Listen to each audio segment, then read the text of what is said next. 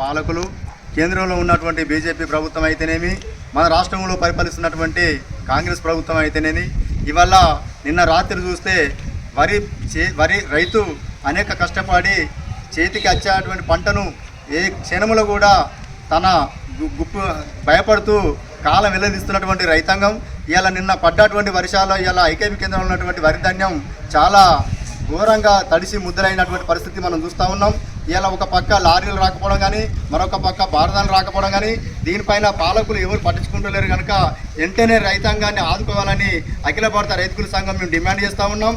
ఎందుకంటే రైతు లేనిదే రాజ్యం లేదు కనుక రైతు అందరికీ అన్నం పెట్టేటువంటి రైతును ఆదుకోవడంలో ఇలా ప్రభుత్వాలు విఫలమవుతున్నాయి.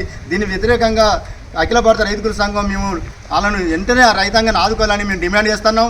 ఈ నెల 31 నాడు అఖిల భారత రైతు కూలీ సంఘం పెద్దపల్లి జిల్లా కేంద్రమైనటువంటి దానిలో కరపత్రం ఆవిష్కరణ చేయడం కూడా జరుగుతూ ఉంది. ఈ జరిగేటువంటి మహాసభను రైతు కూలీలు అందరూ వచ్చి దీన్ని విజయవంతం చేయాలని అఖిల భారత రైతు కూలీ సంఘం పెద్దపల్లి జిల్లా కమిటీ నుండి మేము విజ్ఞప్తి చేస్తూ ఉన్నాం.